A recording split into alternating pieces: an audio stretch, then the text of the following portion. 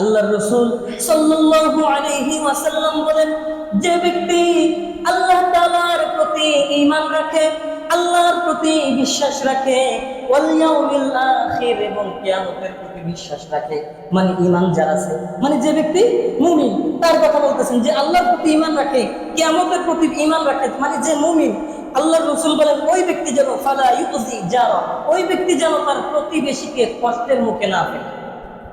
ওই ব্যক্তি যাতে তার প্রতিবেশীকে কষ্টের মুখে, প্রতিবেশীকে কষ্ট দেওয়া হারাম। কি বলছি? প্রতিবেশীকে কষ্ট দেওয়া কি? আর প্রতিবেশীর হক আদায় করা ওয়াজিব। কি?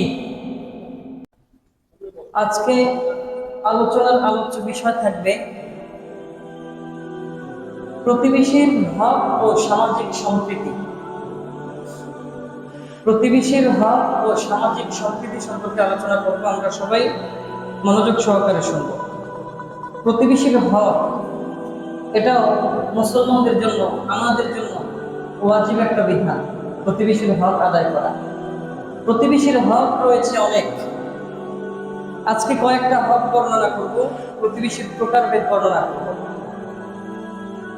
আমাদের দেশে, আমাদের সমাজগুলোতে এখন ঝগড়া ফাসাদ, মারামারি, ভাইয়ের সাথে ভাইয়ের কোনো মিল নাই, মহাব্বত নাই, প্রতিবেশীর সাথে প্রতিবেশীর কোনো মহাব্বত নাই, মিল নাই। আমাদের সমাজগুলোতে এরকম দেখা যায়, ঠিক না? অথচ এটা কিন্তু সরাসরি ইসলাম বিরোধী। প্রতিবেশীর সাথে ঝগড়া ফাসাদে লিপ্ত হয়ে থাকা সরাসরি ইসলাম বিরোধী। অথচ ইসলাম আমাদেরকে কি শিক্ষা দেয়? প্রতিবেশীর সাথে উত্তম আচরণ করা। প্রতিবেশীর সাথে, মা বাবার সাথে যেভাবে উত্তম আচরণ করতে হবে, মা বাবার সাথে যেভাবে উত্তম আচরণ করা মা বাবার হক, প্রতিবেশীর সাথে সেইভাবে উত্তম আচরণ করা প্রতিবেশীর হক। অথচ আমরা আইন ঠেলা ঠেলি, আমার জায়গার সীমানা বাড়াইতে চাই, আমার প্রতিবেশীর জায়গায় ঢুকে, আছে না? ইসলামে সম্পূর্ণরূপে হারাম, সম্পূর্ণরূপে। প্রতিবেশীর হক ইসলামে অনেক। তো আজকে ইনশাল্লাহ কয়েকটা হকের কথা বর্ণনা করব। আচ্ছা, একটু ভাবেন তো, আপনার উপস্থিতিতে আপনার প্রতিবেশী কি নিজেদেরকে নিরাপদ মনে রাখে, মনে করে? আপনি উপস্থিত আছেন, এই আপনার উপস্থিতিতে আপনার প্রতিবেশী কি নিজেকে নিরাপদ মনে করে? মনে রাখবেন যে প্রতিবেশীকে কষ্ট দেওয়া, ওই ব্যক্তি মুমিন নয় যে সমস্ত ব্যক্তিরা তাদের প্রতিবেশীদেরকে কষ্ট দেয়। আল্লাহ রাসূল বলছেন ওই সমস্ত ব্যক্তিরা মুমিন নয়। কিন্তু আমরা, আমাদের আসল পরিচয় হচ্ছে আমরা মুমিন। আমরা নিজেদেরকে পরিচয় দিই কি দিয়ে? মুমিন বলে। মুমিন বলে পরিচয় দিই না, কিন্তু আমরা প্রতিবেশীদেরকে যদি কষ্ট দিই, ভাই ভাইদেরকে কষ্ট দিই, আত্মীয় স্বজনদেরকে যদি কষ্ট দিই, যারা প্রতিবেশী, মা বাবা, ভাই বোন, আত্মীয় স্বজন, নিজের বন্ধু বান্ধব, তাদের সাথে উত্তম আচরণ করে না, কষ্ট দেয়, তারা তো মুমিন না। আল্লাহ রাসূল বলছে, তাহলে কিভাবে আমি নিজেকে মুমিন বলে দাবি করি? কিভাবে বলি আমি মুমিন? একটু ভাবি আমরা। আল্লাহ আমাদের সবাইকে কোরআন সুন্নাহ অনুযায়ী চলার তৌফিক দান করি। আমিন। আপনাদের বোঝার সুবিধার্থে আমি আমার আলোচনাকে 5টি পয়েন্টে সাজিয়েছি। এই 5টি পয়েন্টে ভাগ করে 5টি পয়েন্টে সাজাইছি। এখন বিষয় হচ্ছে, এই 5টি পয়েন্টে কিন্তু প্রতিবেশীর আলোচনা শেষ না। আজকে 5টি পয়েন্ট আলোচনা করব, আবার যদি অন্য কোনো দিন এই প্রতিবেশীর সম্পর্কে আলোচনা করি, তখন অন্যান্য বিস্তারিত বর্ণনাগুলো আপনাদের সামনে আলোচনা করব। যেহেতু এক জুমায় তো প্রতিবেশীর হক সম্পর্কে অনেক বৃত্তান্ত বিধান, এগুলো তো একদিনে বলা সম্ভব না, তাই না? তো এই জন্য 5টি পয়েন্টে সাজিয়েছি। আপনারা সকলে একটু মনোযোগ সহকারে শুনবেন, পারবেন না ইনশাল্লাহ? আল্লাহ আমাদের সবাইকে ধৈর্য সহকারে আলোচনাটুকু সুন্দর তৌফিক দান করুন, সবাই করি আমিন। মনোযোগ সহকারে শুনবো, মনোযোগ সহকারে। 1 নম্বর পয়েন্ট, 1 নম্বর হক, 1 নম্বর পয়েন্ট, প্রতিবেশীর গুরুত্ব।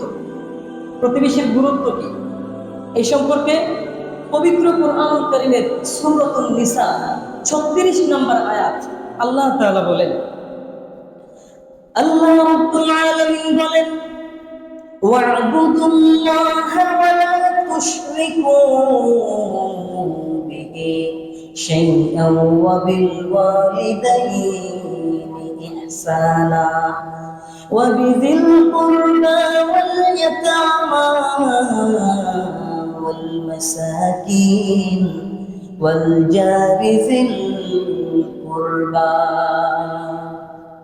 الله رب العالمين المؤمن شرف وعبد الله الله تعالى عبادت করব কার ইবাদত করব কার আল্লাহ তাআলা বলেন আল্লাহ তাআলার ইবাদত করো ওয়ালা তুশরিকু বিহি শাইআ আল্লাহ তাআলার সাথে কাউকে শরীক করবে না সুতরাং একমাত্র ইবাদত করব কার একমাত্র আল্লাহর ইবাদত করব তারপর আল্লাহ তাআলা বলেন ওয়াবিল ওয়ালিদাইনি ইহসানা আল্লাহ তাআলা বলেন তোমরা তোমাদের পিতা মাতার সাথে উত্তম আচরণ করো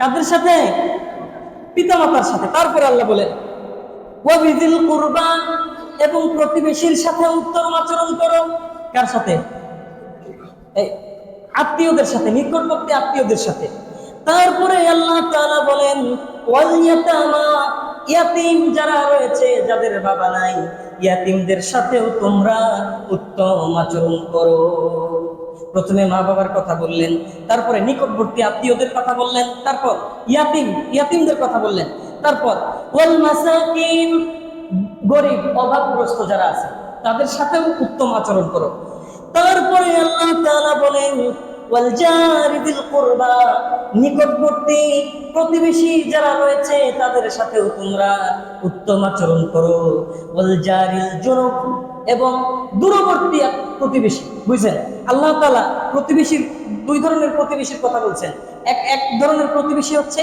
যারা নিকটবর্তী প্রতিবেশী যাদের ঘর আপনার ঘরের কাছাকাছি সবচেয়ে কাছাকাছি যারা তারা হচ্ছে আপনার নিকটবর্তী প্রতিবেশী আর যাদের ঘর আপনার থেকে একটু দূরে তারা আপনাদের দূরবর্তী প্রতিবেশী অর্থাৎ আমাদের প্রতিবেশী বলতে একেবারে দূরবর্তী নিকটবর্তী এটা হচ্ছে সামাজিক সম্প্রীতির কথা আল্লাহ বলছে মানে পুরো সমাজটাই তোমরা কি একটা প্রতিবেশী সুতরাং তোমরা যখন সমাজে চলাফেরা করবা একে অপরের সাথে উত্তম আচরণ করো কি আচরণ উত্তম আচরণ ভালো আচরণ এখানে কি বলছেন আল্লাহ বলছেন ওয়াবিল ওয়ালিদাইনি ইহসানা পিতামাতার সাথে যেভাবে উত্তম আচরণ করবা সেইভাবে নিকটবর্তী আত্মীয় স্বজনদের সাথে ইয়াতিমদের সাথে মিসকিনদের সাথে নিকটবর্তী প্রতিবেশীদের সাথে দূরবর্তী প্রতিবেশীদের সাথে বুঝতে পারলাম নিকটবর্তী প্রতিবেশী দূরবর্তী প্রতিবেশী দেখেন ইহসানা শব্দটা পিতামাতার ক্ষেত্রে ব্যবহার করছে তার মানে আল্লাহ বুঝাইলেন মা বাবার সাথে যেভাবে আচরণ করবা উত্তম আচরণ সেই উত্তম আচরণটা তোমরা তোমাদের প্রতিবেশী গরিব মিসকিন মোবাইল কারবাজ বন্ধ করেন নিকটবর্তী দূরবর্তী প্রতিবেশী তাদের সাথে এই আচরণ করো তার মানে নিকটবর্তী দূরবর্তী প্রতিবেশীদের সাথে আচরণ করতে বলছেন কে আল্লাহ কি আচরণ উত্তম না খারাপ উত্তম আচরণ না খারাপ আচরণ উত্তম আচরণ ভালো আচরণ যাতে আমার দ্বারা কষ্ট না পায় এটা হচ্ছে প্রতিবেশীর গুরুত্ব আল্লাহ নিজে না আয়াত নাযিল করলেন এটা হচ্ছে প্রতিবেশীর গুরুত্ব এই হচ্ছে 1 নম্বর পয়েন্ট আজকের আলোচনা প্রতিবেশীর গুরুত্ব উত্তম আচরণ করা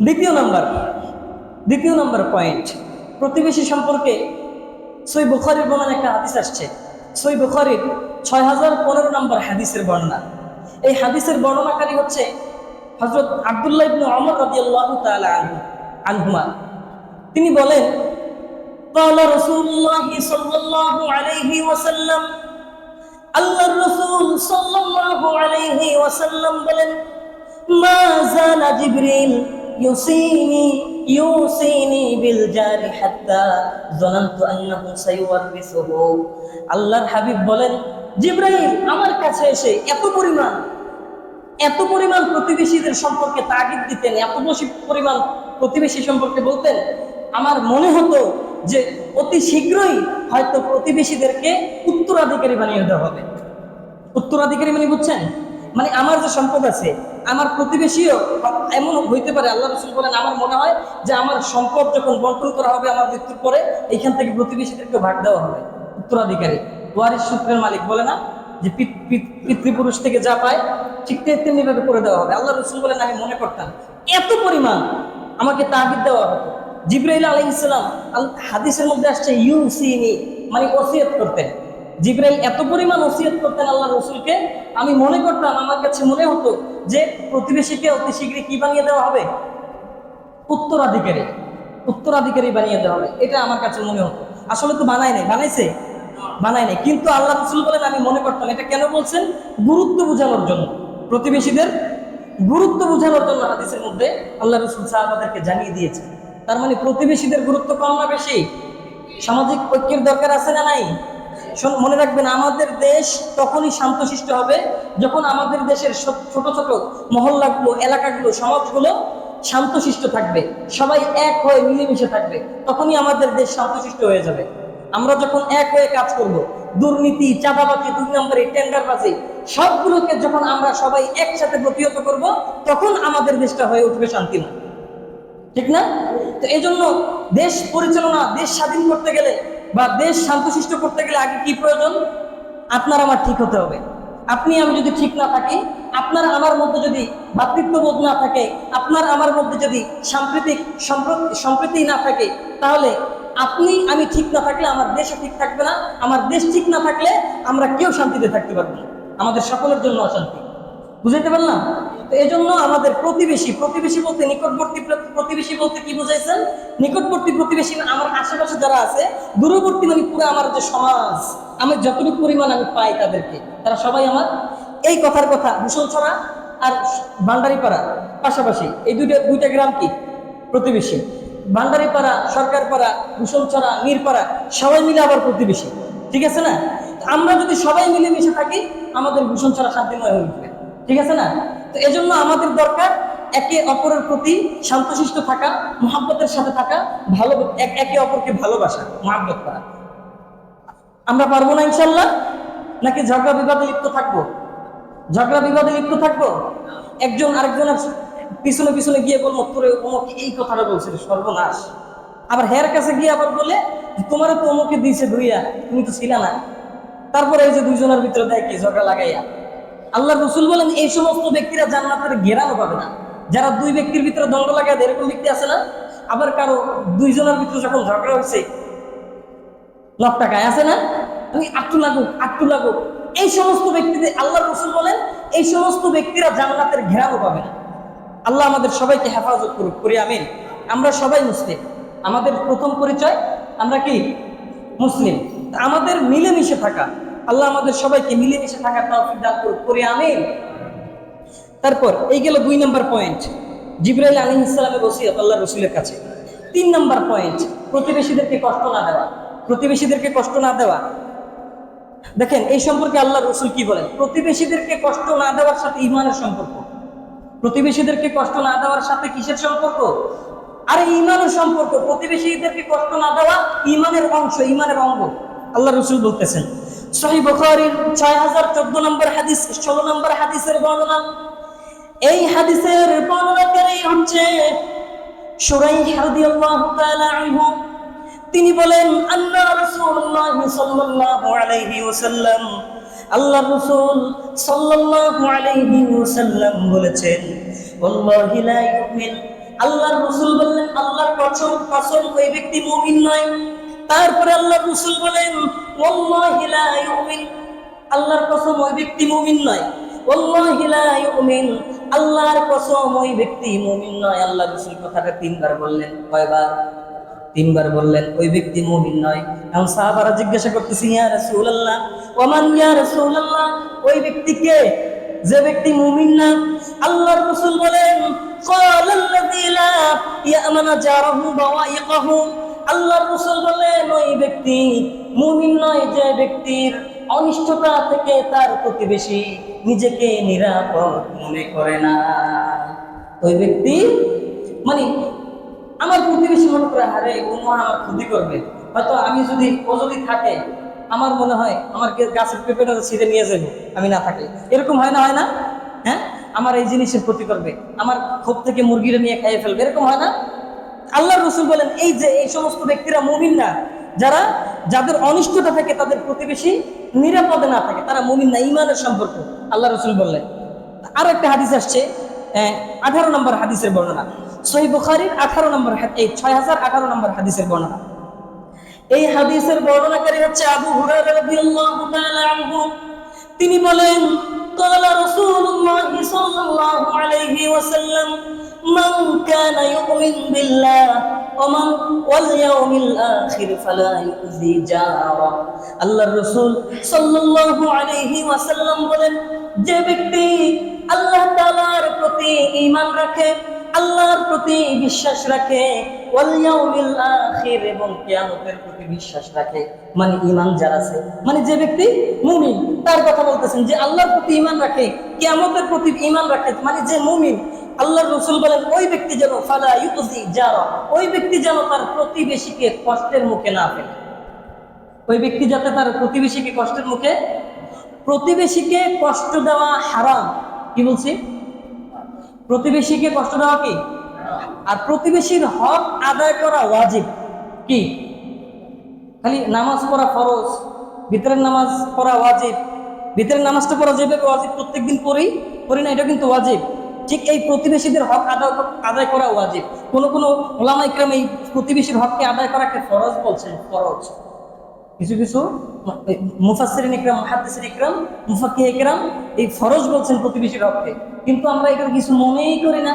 আমরা শুধু মনে করি আমি মুসলিম, 5 ওয়াক্ত নামাজ পড়ি, খাই, ঘুমাই আর নিজের মতো চলি, কামাই করি।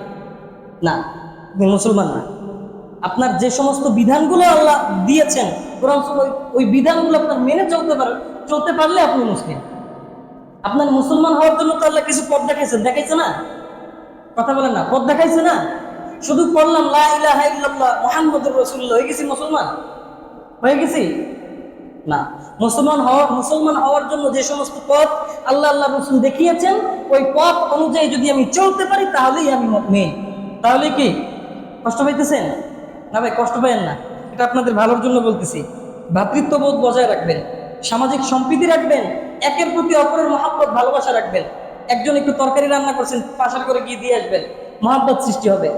আপনি খাবার একটু তরকারি রান্না করছেন, প্রতিবেশীকে দিয়ে আসবেন। এই আপনি যে দিয়ে আসছেন, এই দিয়ে আসার কারণে আল্লাহ উপর থেকে খুশি হয়ে যাবে। আল্লাহ উপর থেকে। তা আমরা পারবো না ইনশাল্লাহ? এবার আসেন, এই গেল 3 নম্বর পয়েন্ট, প্রতিবেশীদেরকে কষ্ট না দেওয়া। আলোচনার 4 নম্বর পয়েন্ট, প্রতিবেশীর প্রকারভেদ। প্রতিবেশী কয় প্রকার? বলেন, প্রতিবেশী 3 প্রকার। কয় প্রকার? প্রতিবেশী 3 প্রকার। 1 নম্বর প্রকার হচ্ছে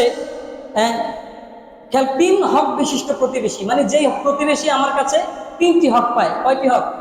3 ভাবে আমার কাছ থেকে হক পায়, 3 দিক থেকে আমার কাছ থেকে আমার প্রতিবেশী হক পায়। 1 নম্বর, প্রতিবেশী আমার ঘরের পাশে তার বাসা, সেই হিসাবে আমার কাছে সে পাওনাদার, আমার কাছে সে হক।